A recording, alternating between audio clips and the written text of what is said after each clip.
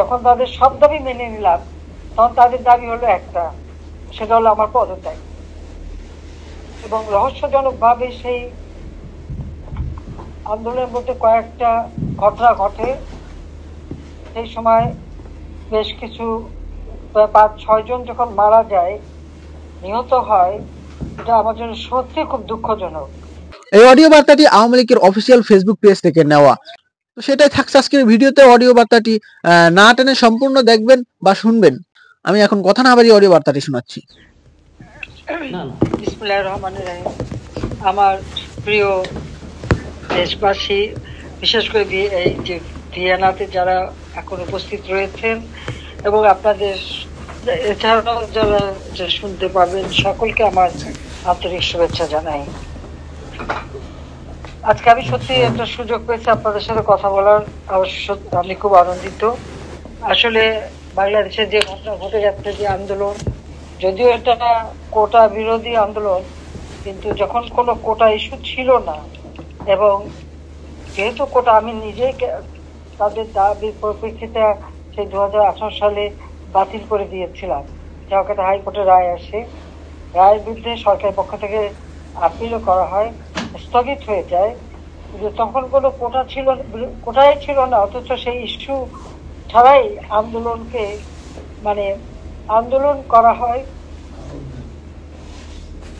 শুধু আন্দোলন না, সেই সাথে দেখা যায় যে যখন তাদের সব দাবি মেনে নিলাম, তখন তাদের দাবি হলো একটা, সেটা হলো আমার পদত্যাগ।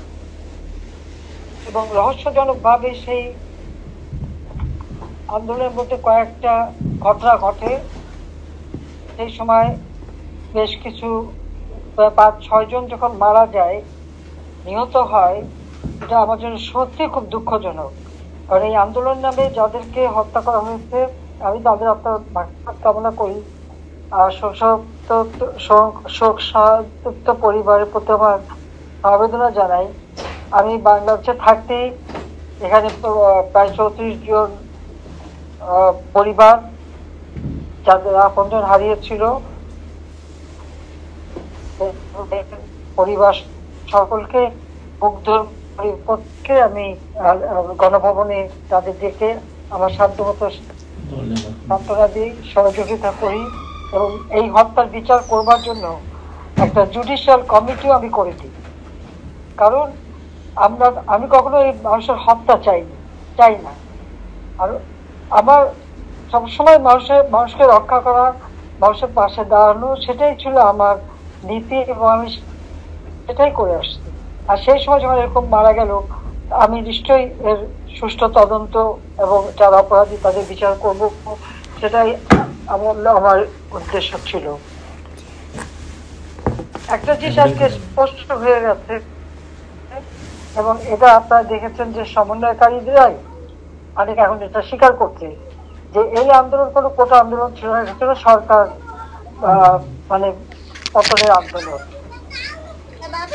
আমি একটা প্রশ্ন আমার মনে সমস্যা জাগে যে এমন কি অপরাধটা বাংলাদেশে করে ফেললাম যে সরকারকে হটাতে হবে।